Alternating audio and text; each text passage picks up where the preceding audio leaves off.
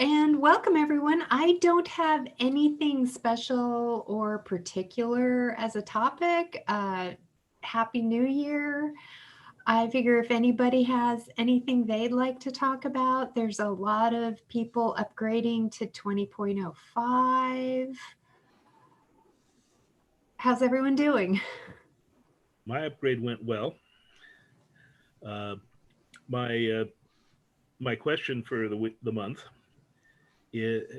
comes from my cleaning up all my authority files, and it is whether there is or should be any substantial difference between a concubine, a mistress, or some other term that's using um, paramour. And I'm suspecting this may just be national cultural bias, but thought I'd check to see if there was anybody that had an inclination to believe one was qualitatively different than the other. A concubine you don't go out in public with. A mistress you see on the side, and a paramour you use on your front lawn.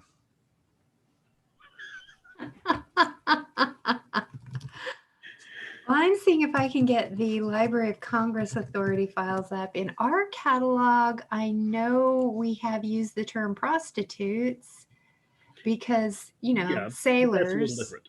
That is a little different. Yeah, I would say all three of your terms are more long-term. Yeah. Let's see, I'm not finding concubines in the Library of Congress authority file. Let's see. Okay.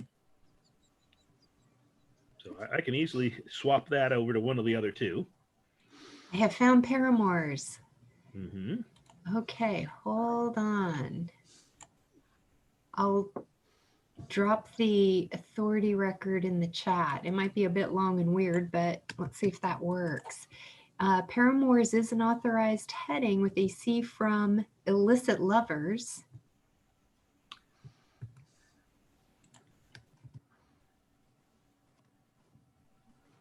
Hey, I think that doesn't look half bad. 450 lovers paramour. Like the right sort of thing. Yeah. That's paramours. Now, what about mistress? Let's look that up. And everybody, by the way, I'm at authorities.loc.gov. So let's put in mistresses.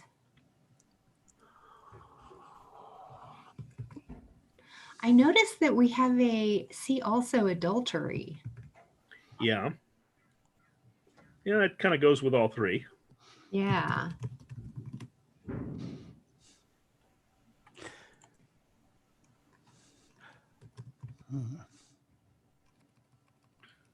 I might have mistyped here. Here we go. No, do all of them require the presence of a spouse?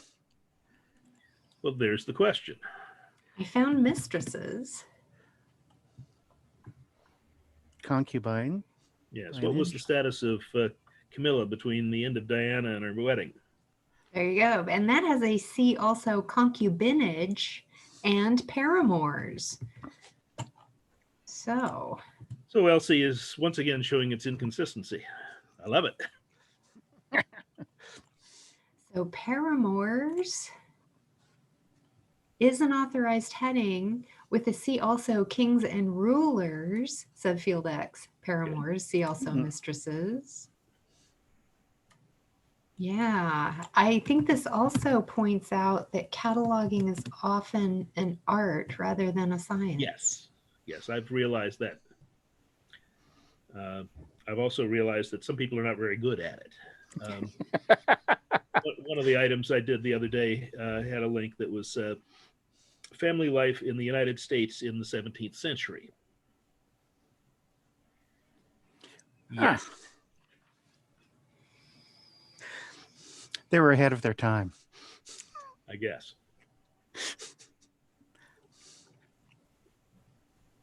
Well, right. One usually does use the current geographic subdivision. Yes, I can understand that. And if it covered the 17th through the 18th century, I'd be fine with it. And where else are you going to put it? And it does come down to what is best for your users. What are they going to search under? Yeah, and that's where my situation's a little peculiar, because you say Bavaria to me, and it means something very different than it does to most of you. It means a kingdom, and before that, a duchy. Right. And so I have to specify whether it's a kingdom, a duchy, a kingdom, or a part of Germany before I can actually make sense of it. Yeah. And Library of Congress also, looking here at the notes for the terms, relies heavily on things like Merriam-Webster. Yeah. How are they defining?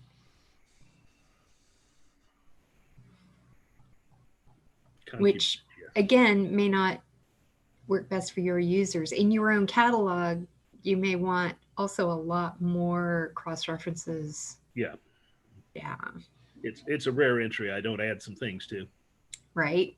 Same here. I use a lot of 450s for the more specific terms that our users do to get them to those standardized terms.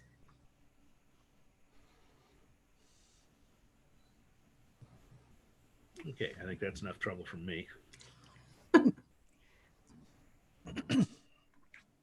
Oh, go ahead. Your troubles are more interesting than mine. Your troubles?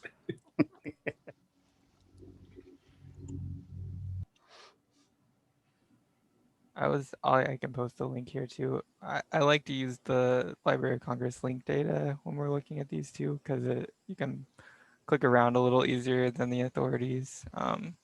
So that's the subject heading for mistresses, and then you can click on concubinage as binage, however you say that, as a broader term, and then kind of see how they're linked together. The reference. Thank you. Yeah, I often forget to use that. The other thing I've been doing is creating new categories as my library, the catalog section of my library grows. I'm discovering some categories are just not broken down far enough. And I've recently broken down biography, which already had a collective biography subcategory. I've created autobiographies and dual biographies. There's a lot of works I've got that are, Nicholas and Alexandria and Charles and Camilla and so forth. There's also a number of interesting works, like one called The Queen and the Sultan, about Queen Elizabeth and an Arab sultan of unclear provenance, and the long-term relationship they had in correspondence. And so I found that was a useful category, which I don't think I can find under LC.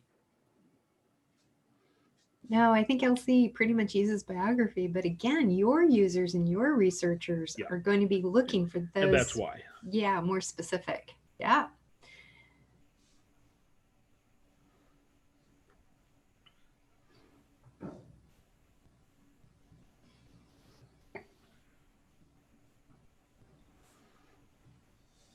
Yeah, the other problems I have are not being able to make scripts run. I found one online on the chat group that said how to eliminate all of the authorities that don't have any uses. And it doesn't work.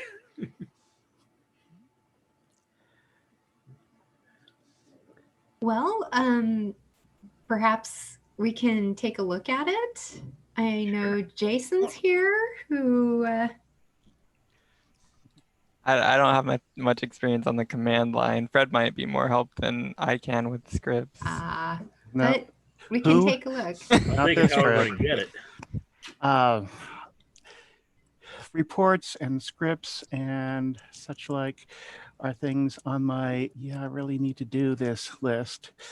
But Tuesday I went into work and I was hoping to get some cataloging done, and then checked our OCLC interlibrary loan requests and DocLine interlibrary loan requests, and then someone came in needing help with something, and it was time for me to go home, and I hadn't gotten near the books. Yeah. Exactly. That's I a lost lot of 2 days earlier this week. Yeah, that happens to my days when I'm been trying to improve my SQL skills. It really takes Oh, yeah. focus and concentration. Yes. And actually, I went in Monday because no one had been in since Thursday, and you check the printer, see if it was jammed, check for leaks, all that, and gonna stay home Tuesday. But then Monday, I didn't get anything done either. So I did get a COVID vaccine, but Yep. that's it. Me too.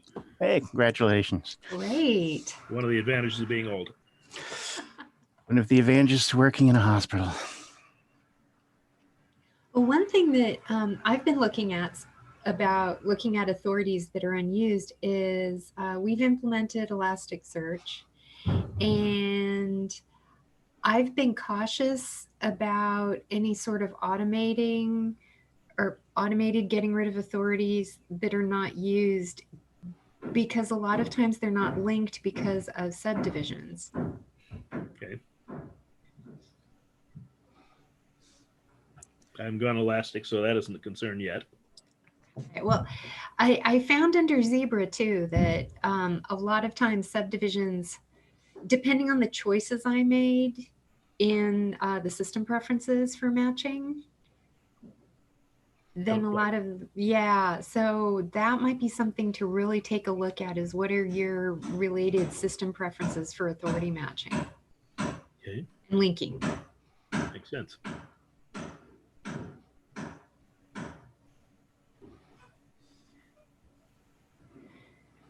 Oh, okay, this isn't really cataloging. Everything's related to cataloging somehow. Okay. Are Elasticsearch and Plaque at all related? And could someone explain in words that a medical librarian can understand? What does each do? I know this is off topic, so if you want me to ask some other time, I will.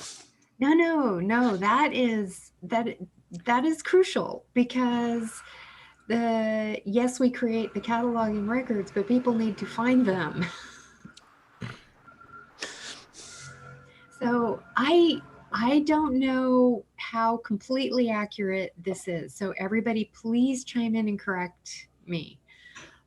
But the way I was explaining when we went from Zebra to Elasticsearch to my staff was that if they would picture the old system when you had your books paged, that you would walk into the library saying, I want some books on French fries. And then a page would go get your books on French fries. The search engine is acting in between what you type in and those records. That it's the piece of software that says, oh, French fries. How do French fries match the various places in the record? And then I bring those records back. And that's what either Zebra or Elasticsearch is doing.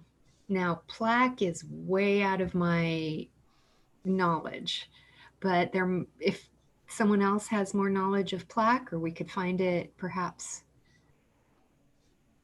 on the Koha community website.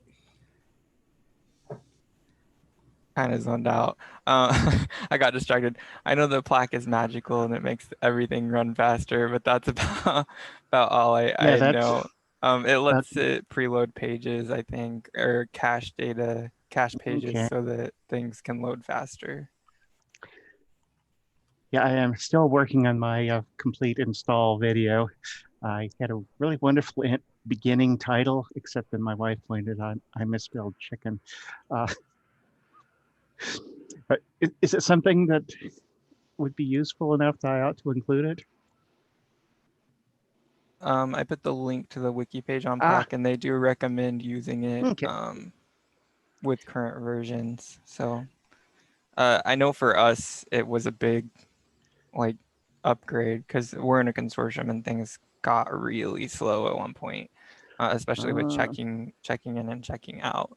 And that sped things up tremendously for us. Yeah, our system, even though we have maybe one user at a time, if that, is kind of slow. So yeah, maybe I'll try black. Also, we have a minimal server at DigitalOcean.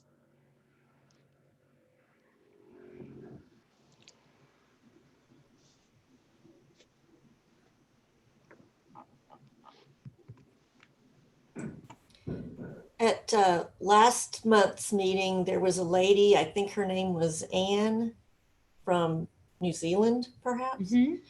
And she was talking about spell checking in the advanced editor, and she had a method.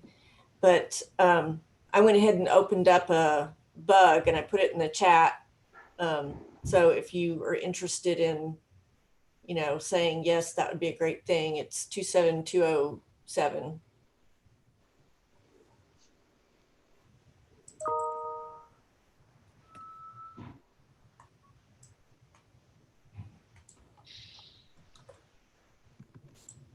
Yeah, that looks wonderful, Barbara.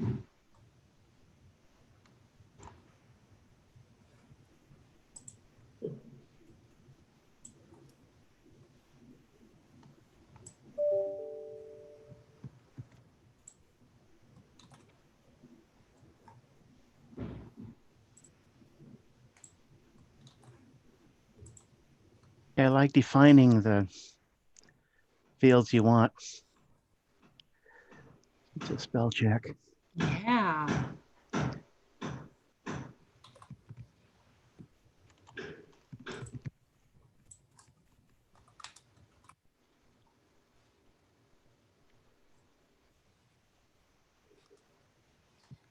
And something we discovered, we're on 2005-06. And we discovered that after we went to that when we were inserting a macro, like I'd have my cursor at the position I want the macro to be inserted. But if my bib had blank lines somewhere up, further up in the record, when I inserted the macro, it would insert at the blank line, not where I had my cursor. And that's a change in behavior. So there's bug 27308. And that one, I think Nick has already done the test plan, and I think I signed off on that one. But something to be aware of.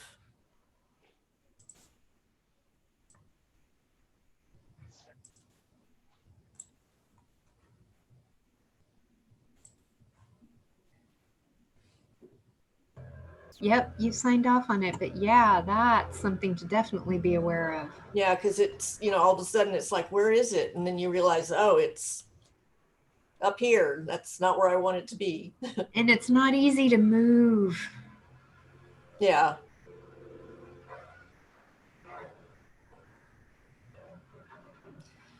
Another change that happened is,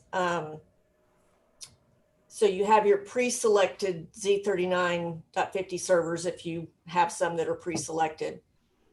And as you're searching, like we would say I'm doing Spanish or something, and I have a certain server I want to search, but it's not a pre-selected server because I don't always want to search that server. I would select it and I would catalog and add my item, and I'd go back and do another Z39, and that would still be checked. And it would stay that way until I purposely went and unchecked it later. Well, that has changed. And so you will lose that from each search. So we're planning on putting a bug in for that, because I look at it as sort of, you have your pre-selected servers that you always want, but maybe you have another sort of in between subset of servers that it would be convenient to have those stay checked until you decide you no longer need them. So that's a change to be aware When of. I'm doing German books, I need a completely different set of sources. Mhm. Exactly. And one is often approaching cataloging similar materials in a group. Right. Yeah.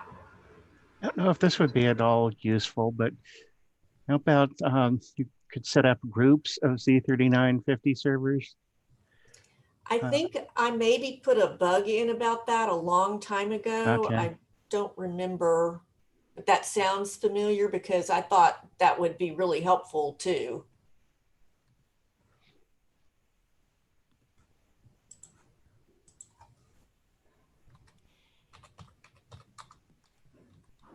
Yeah, there's add ability to assign Z39 servers to groups. Oh, good. Let me drop that in the chat.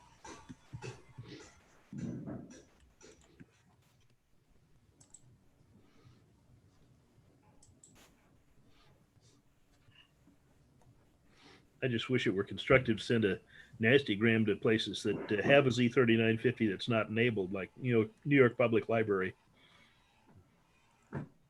Yeah, it took me a while to realize there was a reason I wasn't getting anything from them. It's looks like about half of them on the list are non-responsive, and I found quite a few went down over the holidays.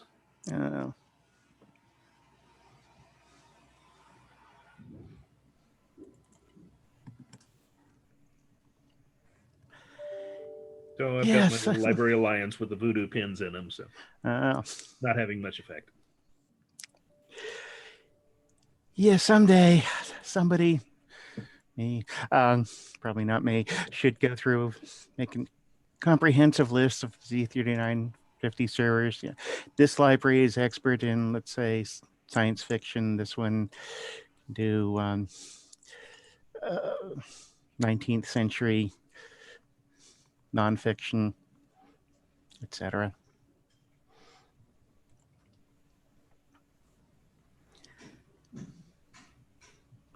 We've noticed that several reliable D39 servers, once their library has changed, and it usually seems that they've changed to BiblioCommons as their overlay, that their settings, are different. And so we can no longer connect to them. That's disappointing.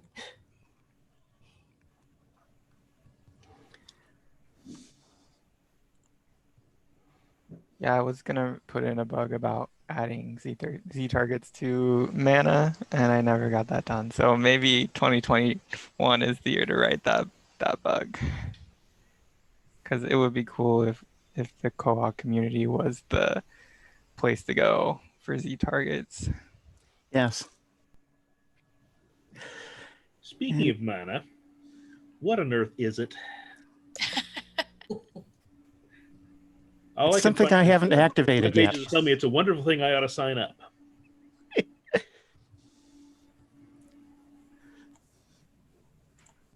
So there's the wiki link for mana. It's basically a database of things that people have shared currently. It contains periodical subscription patterns and SQL reports. I think those are the two things that you can import from mana right now. But it's maintained by BibLeave, I think. And it's made in a way that you can share your content and also import content from libraries that have shared their content. So it kind of bypasses copying and pasting things from the wiki and sharing things to the wiki. It makes it a little more streamlined. Sounds worthwhile, especially when I get to my, when I start cataloging serials. Right now, I've been avoiding them.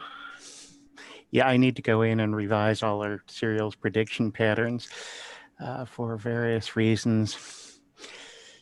Well, I But don't somehow have much problem with that. We don't have many subscriptions, but we've got an awful lot of old periodicals. Oh, yeah. Well, I think we have maybe 6 print publications, and they're still annoying. The magazine I edit would be one of them. Serials are never boring. No. Well, I don't know, Frustrating. some of the articles I get.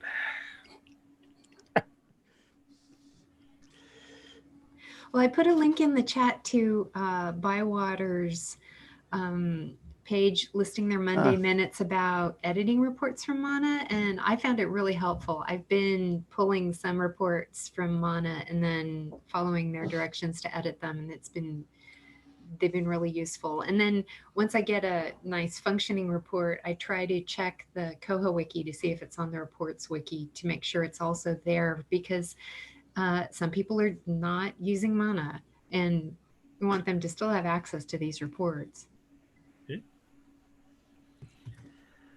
One more thing from my to-do list.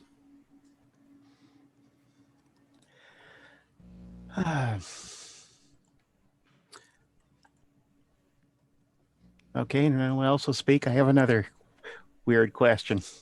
Does OCLC provide free or low-cost service to low-income, low-resource countries, sort of like the Hinari group? That's a very good question.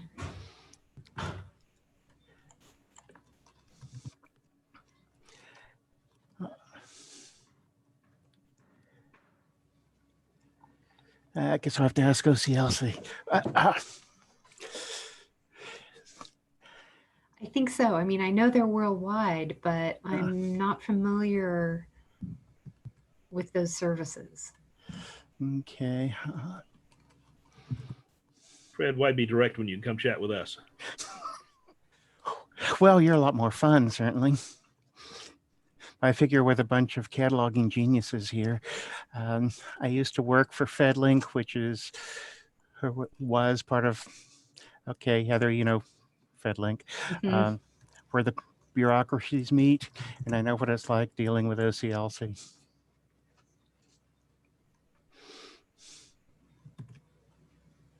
I'm also wondering about the United Nations. I know they have a lot of interesting library services worldwide. Let me see if I can get a link here. Reason I ask is I am considering applying to a conference of, I can't remember the full name, but it's a group of African medical librarians, and they're having a conference in Pretoria in June. I thought I'd see if I could work up a COA presentation.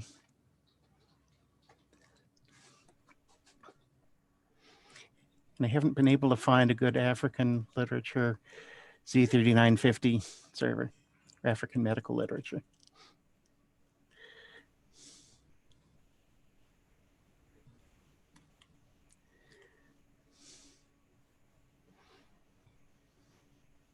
I think the University of Cairo had one, but it disappeared during some upheaval and hasn't come back. There's a university in South Africa that Stellenbosch in South Africa has a Z3950 that does not respond. Yeah, I think I may have tried that one. And there's another one, but it's on OCLC WorldCat, and I don't think they're going to have a Z3950 server somehow. Or do they? If you're on WorldCat, can you actually do that? I would doubt think if it. you subscribe, you can set up OCLC as a target. Yeah, you can. Oh, yeah, I've done that. But we're also paying, $100 a month for it.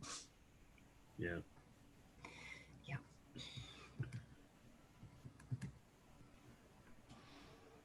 There are competitors to OCLC. I mean, isn't Sky River? I just need an OCLC for antiquarian books. Oh, there used to be Arlen. Right, which OCLC bought. Yeah, Mhm. of course. And there was, and this was late 80s. There was Bam Bam. Yeah. Anyone? Okay, you remember it? Yes, I do. And they ran another service, which I think was more of a catalog. Do you remember what it was? Now, I remember using it once and cracking up over the name, but Yeah. that was about it. Our library wasn't automated in those days. No. For those of you who have Sky River, I mean, how is your hit rate on that as far as, you know, what you're looking for?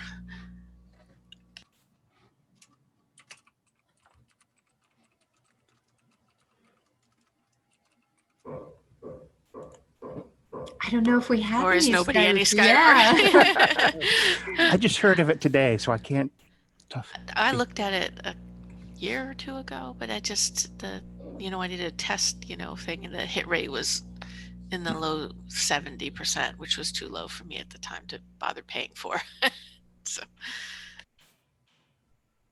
Well, it's better than what I got on just using Z3950 for some of my collections. yeah, yours, I mean, we're a public library, so we're going to be a lot easier than you. Yeah.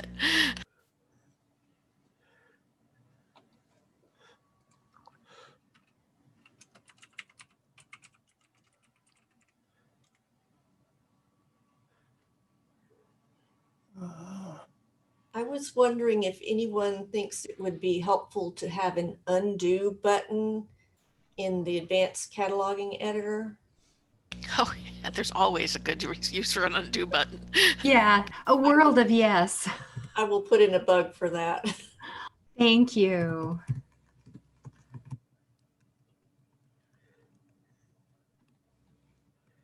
Send us the number so we can plus one. Yeah, I think since the advanced cataloging editor is so new that it relies a lot on browser functioning, but that isn't the best in my opinion. And it usually only goes back one step. And usually I notice my mistake 3 steps later. Right.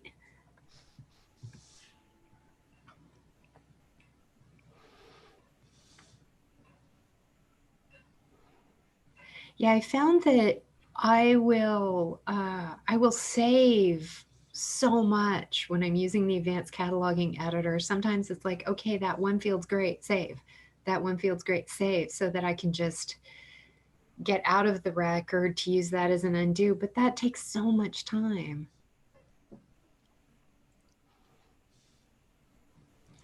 Yeah, when I'm updating our author's catalog, which is similar but very different than actual cataloging books, but each process have a separate file. So if I do something horrible, I can go back. And it came in handy a couple of weeks ago. Sometimes before I do anything really extensive to a record, I'll export it so that I've got that record saved and I can re-import and overlay in, just in case.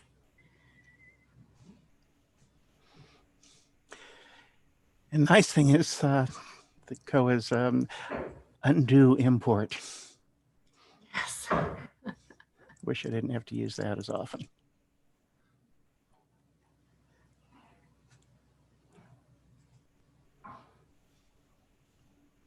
My favorite is you import something and there are 0 subject authorities listed.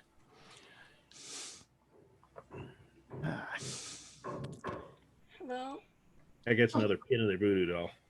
Hello. Hi, I have a question. Sure. We're relatively new to Koha, and I'm a cataloger, and I wanted to export records and import them, and I've never done that. Is there a training site or somewhere I can go to find out how to properly export them? There are many different ways to do it. Have you found the Koha manual helpful at all, or? Um, Yeah, the manual can be really, really iffy. Let's see what we can find for you. First of all, do you have a backup copy that you can experiment on? And if you do something terrible, you can just make another backup copy. I'm not sure about that. I don't, I just kind of catalog the records, and I'm not like admin, so I don't know if they back up things, and I wouldn't even know how to create a backup copy. So, Okay. So it sounds like there's several people fronting Koha instead of just you. Just you. oh yeah. Okay. I run my own Koha installation, so I always make a backup, and I've probably ruined more Koha installations than anyone else here. Just learning. So yeah, start with the backup. Okay. So there's when oh, sorry. I was just gonna say, when I do what I was talking about, like saving a record before I do anything really extensive to it, it's just the save button. Looking at a record, that save is actually a way to export a complete copy of the record.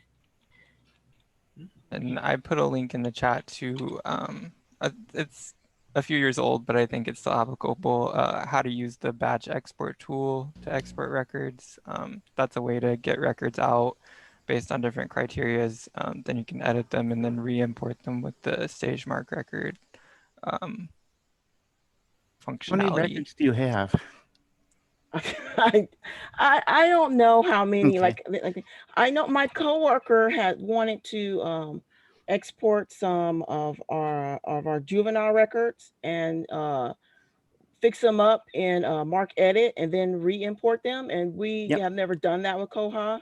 I'm pretty confident with Mark Edit. I've used that before, but I just have never exported records from Koha or well, I've imported new ones, but I've never kind of exporting it. And does it bring out a copy when you export? Is it a copy or does it like remove it from the system? When you Just a use the copy. batch export, it's just a copy. Okay. One thing that you might also want to look at, and I'm not sure if I can find it quickly, but you can directly integrate, like connect your Koha to MarkEdit. There's some information about it there, but you can just once you hook that up, and I think it is via Z39, if you're active as a Z target, then you can pull the records out of Koha directly into MarkEdit and then push them back into your Koha after you've made the changes. And you can pull them out in batches and make edits. So, And again, you'll be working with copies. yes. Okay. Yeah. And yes, it's for a couple of my presentations, I exported, I think, all our reference collection and all our reserve collection. Just go to tools and then export data. And with luck, you'll just be able to export everything with, let's say, a JUV tag. So it should be fairly simple.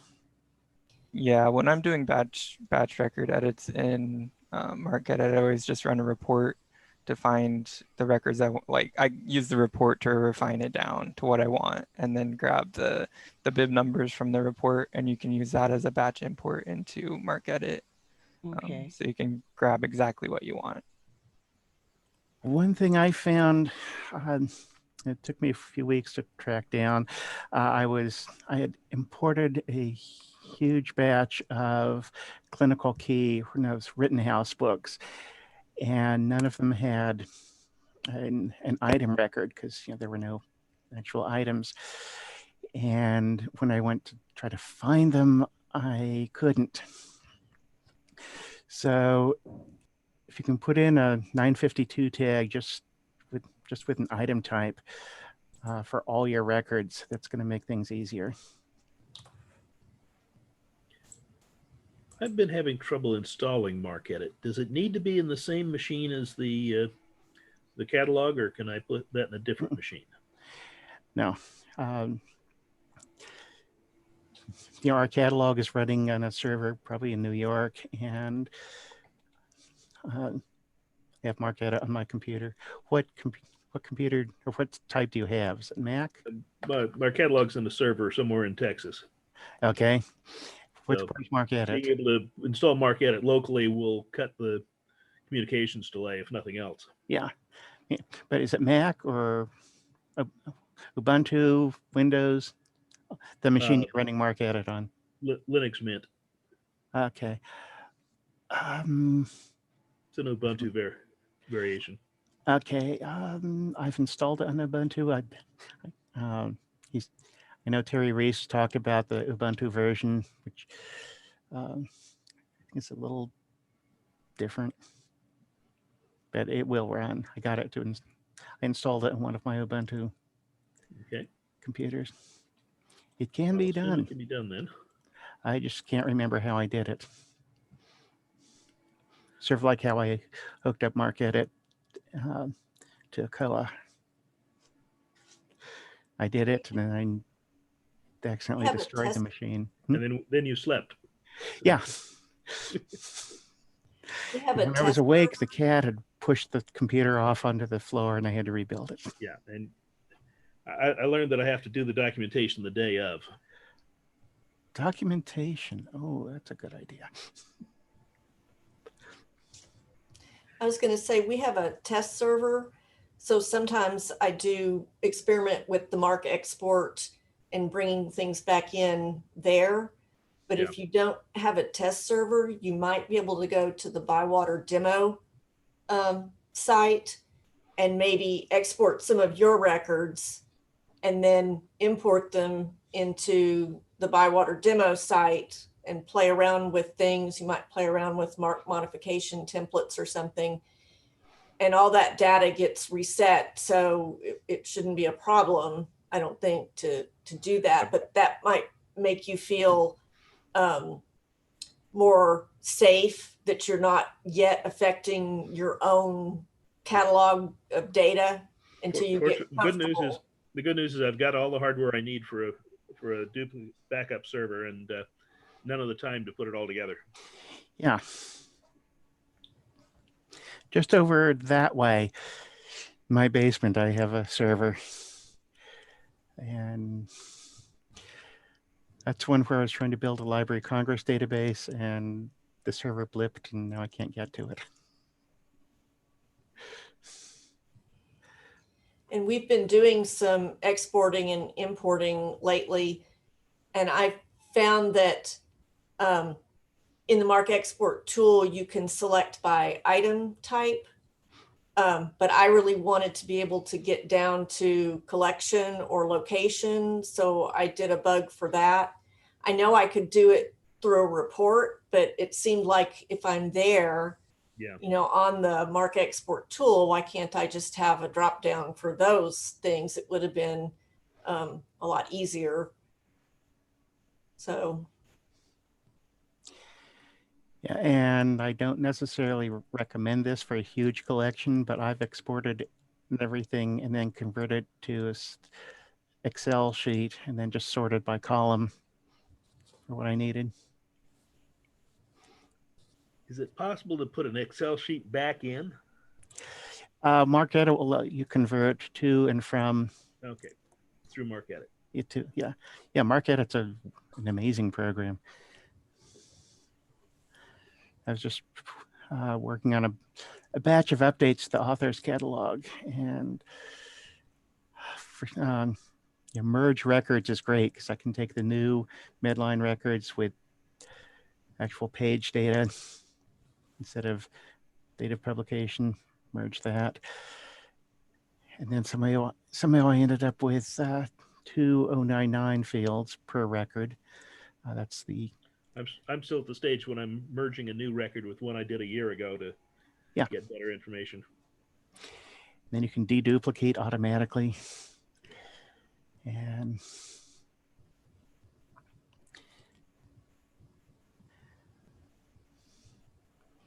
we're working on trying to find a way to more easily delete digital records, basically overdrive records, when they've gotten weeded out of the collection. And the only thing I have to base it on is the ISBN from overdrive. But I need like a bib record number or something like that to really get to the records. So there's like not a match point. So what we're working on right now is taking the MARC records. I created a MARC modification template to copy the ISBN into the barcode field. We actually have item records on our digital records. Good. And then in MARC Edit, if seems like the newer records have the subfield Q in the 020, but a lot of the older records don't. So I went through, and there's an RDA tool in MARC Edit that will allow you to split that out. And so we've been taking out all the old records, doing that in MARC Edit, and then I'm bringing them back in and using the MARC modification template to put the ISBN into the barcode. And then the plan is to be able to take the list of barcodes and delete the records that way, I think. Here's another idea.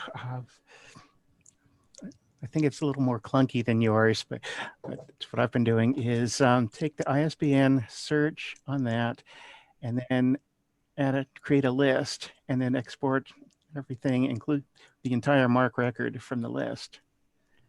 Okay. And I think, no, you can't put in a batch of ISBNs. You have to do it one by one. Okay. There's got to be an easier way. Yeah. So, Denis, are we making you more hopeful or overwhelmed and depressed? I'm definitely hopeful. I'm going to look into it, and I'm going to definitely use the demos, Bywater demo site to play around and see what we can do. I'm just nervous. I don't want to mess anything up. Yeah, I understand all too well. Well, and the other thing we do is take like maybe, a file of 1 or 2 records. Yeah. And then if you do mess things up, you've only messed up something you can probably easily fix. I've done a lot of playing around. Also, the whole process at the Bywater demo, I'll batch export because they are all fully functional and play with their records. Yeah, I use DigitalOcean because that doesn't reset until I want it to. And I have a horrible habit of starting something and then I get distracted by, oh, the copier's jammed.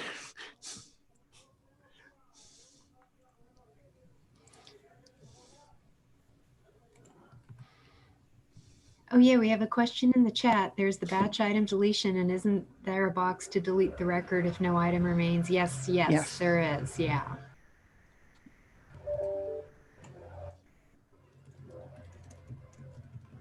That didn't work for me either. Oh.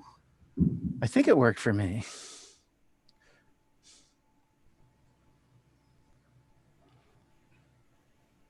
Yeah, we use that all the time. I actually have that box pre-checked so that I'm permanently checked because we always want to get rid of the record if no items are left there.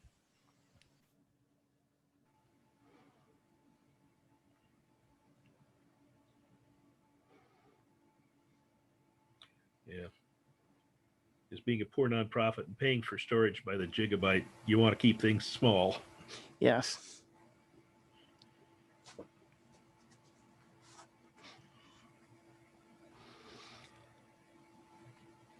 But DigitalOcean is a few cents a month per gigabyte.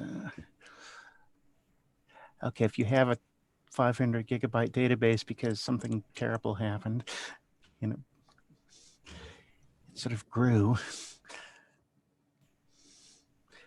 And we outgrew our server last month and had to bump up to another one, so that raised our fee $3 a month, and the board got involved. Oh yeah. How many people are on the board? 7. Ask 50 cents from each of them. Yeah. Better than it used to be. When I took over, there were 15, and sometimes there had been as many as 23 on the board. I hacked that down.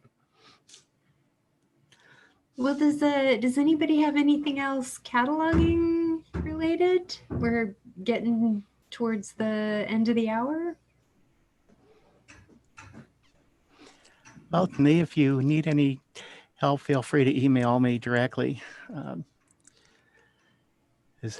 I've been through this. I have the scars. Thank you, Fred. I don't know how to get your email. You gotta put it in the chat or something? Yeah, is the chat recorded?